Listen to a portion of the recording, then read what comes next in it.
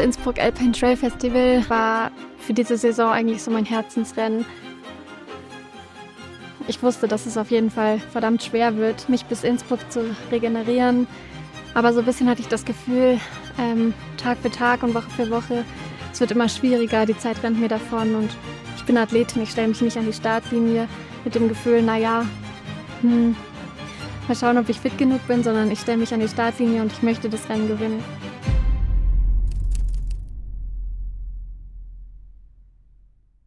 Wenn man sich diese Saison anschaut, ist so der Wurm ein bisschen drin mit den Stürzen und den Knochenbrüchen. Ich habe mir ja auf Gran Canaria eben die Rippe gebrochen.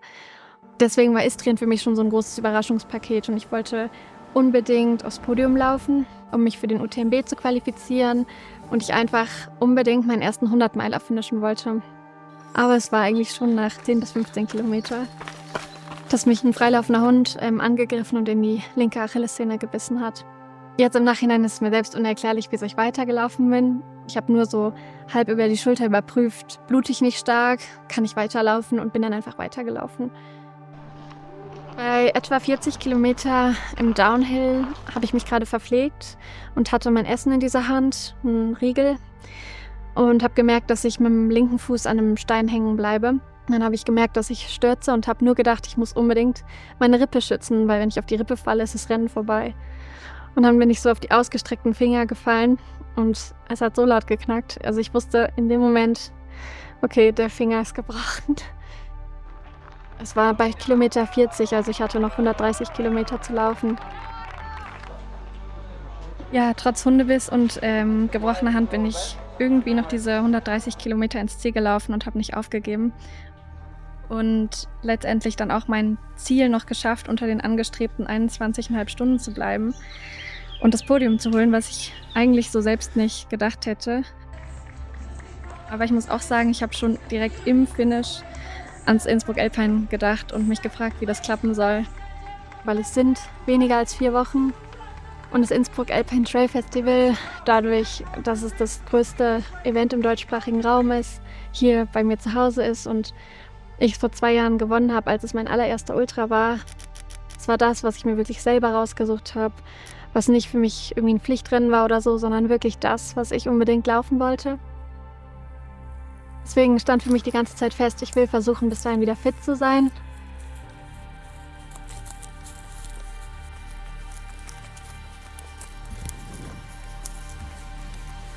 Aber so ein bisschen hatte ich das Gefühl, Tag für Tag und Woche für Woche, es wird immer schwieriger, die Zeit rennt mir davon und es waren viele Trainings, die ich entweder umändern musste oder abbrechen musste, weil die Beine doch noch nicht bereit waren.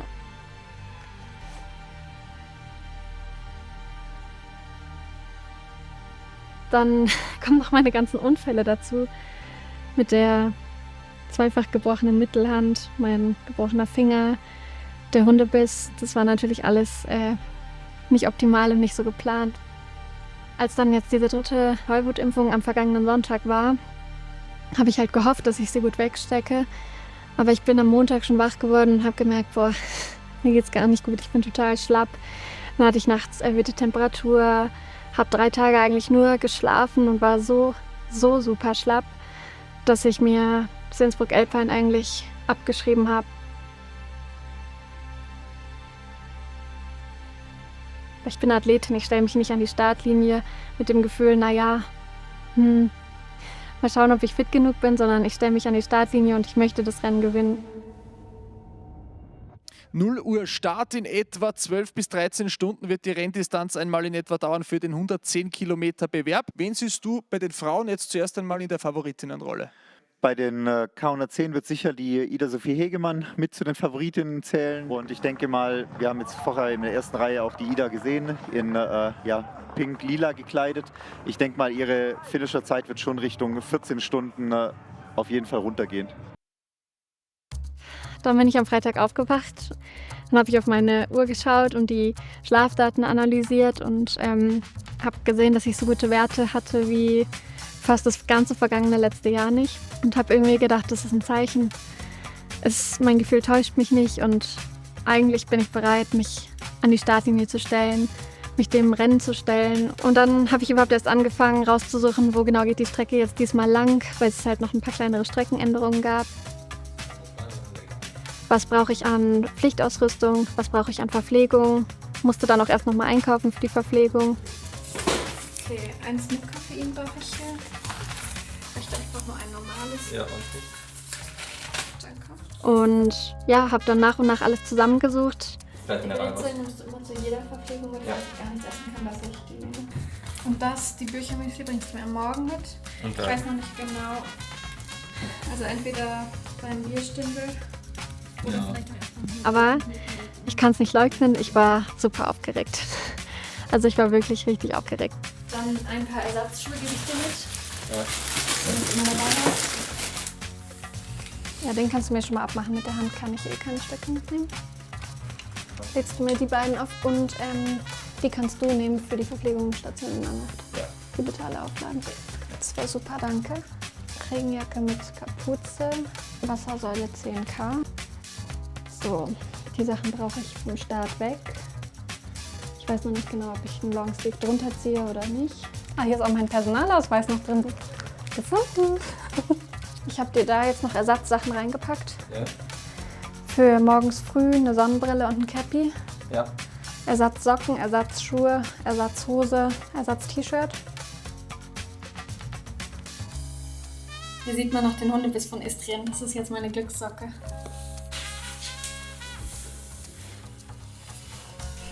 Ich glaube, beides zusammen ist zu warm. Aber Ja. mit Regenjacke ist es auch zu warm und nur das wird zu kalt sein, gerade Mutteralen. Ja, und es regnet, oder? Ja, wenn es richtig doll regnet, hole ich die Regenjacke Ja, hinten raus. Aber so würde ich. Ich glaube, ich würde die Arme abschneiden. Also als Armlänge nehmen. Echt? Das kannst du ja machen. Weil so ist es mir zu warm.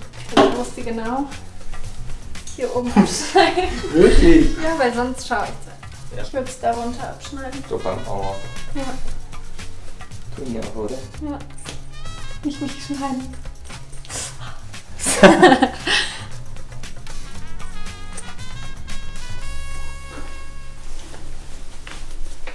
Perfekt. Ihr könnt wieder mal was schon ins Auto tun, was uns hilft, Zeit spart, oder nicht? Die gelbe Tasche muss ins Auto. Ich hatte schon Respekt. Ich hatte Respekt vor der Strecke. Ich hatte Respekt davor, wann meine Beine zugehen, weil ich wusste einfach, irgendwann werden sie zugehen. Dafür ist die Erholungszeit zu kurz. Und ich hatte Respekt vor der Nacht, weil die Nächte sind für mich immer richtig herausfordernd mit dem Magen, mit der Verpflegung. Ja. Aber ich muss mich einfach zurückhalten, die erste Hälfte. Und dann, wenn es hell wird, kann ich Vollgas geben. Wenn es die Beine noch hell geht. Wieso habe ich es nochmal mich dafür entschieden? Oh Mann. So haben wir heute in der Früh angefangen. Mit den Gedanken ging es dann eigentlich schon los. 2024. Es ist das größte Event im deutschsprachigen Raum. Ja, und damit ist das Ganze eröffnet. In diesem Sinn, ja, herzlich willkommen auch zum Rennstart. Wirklich, dieser Start ist wie so ein Sekundenabschnitt in meiner Erinnerung. Und dann waren wir schon im ersten Uphill zur Hungerburg hoch und da habe ich mich brutal gut gefühlt. Also da habe ich gedacht, wow, mein Gefühl hat mich nicht getäuscht. Ich bin körperlich heute richtig fit und es war eine gute Idee zu starten. Ich bin eigentlich deutlich schneller durchgegangen bei den ganzen ersten Verpflegungspunkten, als die Zeitkalkulation war. Ich glaube sogar, als die Zeitkalkulation für den schnellsten Mann war. Also es lief wirklich gut und trotzdem hatte ich das Gefühl, ich überpace nicht. Ich kontrolliere es. Und dann haben so gegen 3 in der Nacht Magenkrämpfe eingesetzt und so Magenbeschwerden und ich musste relativ oft auf die Toilette. Und ich habe zeitgleich plötzlich so einen Blindfleck im linken Auge bekommen und es war sowieso super nebelig in der Nacht und man konnte mit der Stirnlampe fast gar nichts sehen. Aber der hat es mir so schwer gemacht, zu schauen und mich auf den Weg zu konzentrieren, dass ich immer so direkt unter mich geschaut habe und versucht habe, mein linkes Auge immer wieder zuzuhalten, zu schauen, was das sein kann, wie ich es wegkriege. Das hat mich extrem verunsichert. Ich wusste, dass so ein Tief kommt, weil jedes Ultrarennen ist wie so ein Leben. Man hat die ganze Zeit Tiefpunkte, Höhepunkte, es wechselt sich ab, es läuft einfach nicht immer gut. Aber das Tief hat 10 Kilometer angedauert, also es war echt eine lange, lange Zeit. Und eigentlich ist es so bei den Nachtrennen, sobald es hell wird, wird mein Magen besser, und dann erwacht so die Natur und es ist alles einfach, ja, das ist eigentlich der Zeitpunkt im Rennen, den ich am liebsten mag. Und da habe ich dann gemerkt, okay, es wird jetzt hell, mein Magen ist nicht gut, mir geht's gar nicht gut, ich kann gerade gar keinen Schritt genießen und das Rennen ist noch verdammt lang. In den Morgenstunden ist man dann an der Bergiselschanze entlang gekommen und Richtung Bretterkeller gelaufen und da wusste ich, okay, jetzt habe ich etwa die Hälfte des Rennens hinter mir und das hat mir neue Energie gegeben. Und da habe ich dann das erste Mal gemerkt, okay, ich bin jetzt aus diesem Tief raus, ich habe mich durchgekämpft und das Gute, wenn man so ein Tief gerade hinter sich hat, ist, dass das nächste nicht sofort kommt. Also ich wusste, wenn ich jetzt Gas gebe, dann kann ich kurz den Moment nutzen, bevor das nächste Tief kommt. Ich glaube, der Uphill Richtung Pachakofel hoch, der war so extrem gut. Ich weiß gar nicht, ich glaube, ich war nicht mal im Training jemals da so stark, obwohl ich sonst halt direkt losgelaufen bin und nicht schon 60 Kilometer fast in den Beinen habe.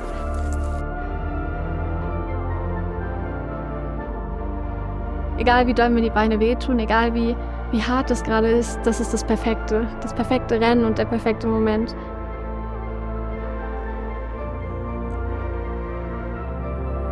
Es war einfach traumhaft, man war so über dem Wolkenmeer, man konnte nur die Nordkettenspitzen sehen. Es ist so richtig Morgen geworden, man hatte die ersten Sonnenstrahlen und ich habe gedacht, boah, ich wäre gerade nirgendwo lieber als hier, mitten in diesem Rennen, mitten in diesem Leiden.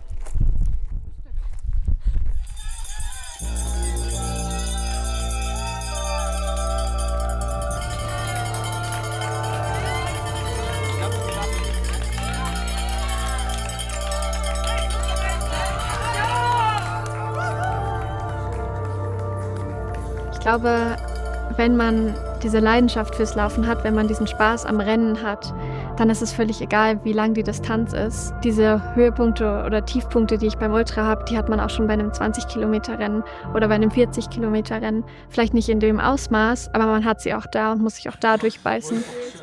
Ja, mit Gas. Ich glaube, das geht. Und ich finde, das Besondere beim Trailrunning ist einfach, dass man wirklich seine eigenen körperlichen Grenzen immer wieder neu austestet. Man verschiebt sie, man überkommt sie immer wieder und trotzdem hat man immer wieder das Gefühl, man stößt an neue Grenzen, dann überkommt man diese wieder. Es geht vor allem darum, sich selbst zu besiegen, seinen eigenen Körper, seinen eigenen Geist. Und das ist irgendwie ein ganz besonderer Reiz, den das Trailrunning hat. Dann bin ich so ein bisschen in so ein richtiges Runners High gekommen und das hat bis fast zur letzten Verpflegungsstation angehalten. Ich habe irgendwie das Gefühl gehabt, ich kann immer weiter pushen, obwohl mir die Beine unendlich wehtun, aber ich kann immer schneller laufen. Ich kannte die ganzen Trails und Strecken und habe irgendwie mich wirklich nur von bekanntem Ort zu bekanntem Ort gehangelt, nicht mehr an die Kilometer gedacht. Wir sind jetzt wieder auf die Strecke gekommen, wo auch die 65er gelaufen sind und die 85er waren. Und das hat schon motiviert, die einzuholen, da auf andere Läufer zu treffen, nicht mehr so allein zu sein. Aber da habe ich dann schon gemerkt, okay, jetzt habe ich doch mehr Kilometer in den Beinen als die meisten anderen. Aber da habe ich mir echt als Motivation im Kopf immer so die Läufer gesetzt. Und bis zu dem Läufer laufe ich noch, bis zu dem Läufer laufe ich noch. Und so habe ich mich da irgendwie durchgekämpft. Und als ich diese letzten 1,5 bis 2 Kilometer ins Ziel gelaufen bin, habe ich immer wieder auf meine Uhr geschaut und gedacht, hey, es kann nicht sein, irgendwie mir fehlt eine ganze Stunde. Und war selber wirklich extrem überrascht. Ich erinnere mich, dass 2 Mädels auf dem Rad neben mir hergefahren sind, die einfach total begeistert waren und gerufen haben, hey, du bist auf dem Overall-Podium, es sind nur 2 Männer schneller als du, das ist absolut irre. Und da habe ich das erste Mal realisiert, dass ich den 3. Mann überholt hatte. Die ganze Promenade und alles bis zum Ziel. Ich kannte es ja letztes Jahr von der WM und da war es eine unfassbare Euphorie und ich weiß, wie glücklich ich da war, endlich ins Ziel zu kommen, weil es halt die WM war und es waren so viele Menschen da und irgendwie waren da fast gleich viele Menschen. Ich war komplett überrascht und überwältigt, wo die ganzen Leute herkamen. Es war wunderschönes Wetter, was das Ganze irgendwie noch perfekter gemacht hat und ja, ich weiß nicht, dieser Zieleinlauf war extrem emotional und ich hatte das Gefühl, es hätte in dem Moment nicht perfekter sein können und deswegen ist es, glaube ich, ein Zieleinlauf, den ich nie vergessen werde.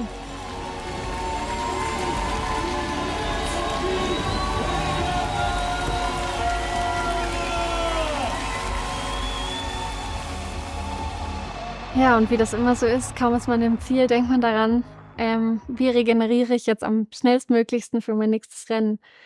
Weil ich halt gleich hochgerechnet habe, okay, in 5 Wochen laufe ich an der Zugspitze.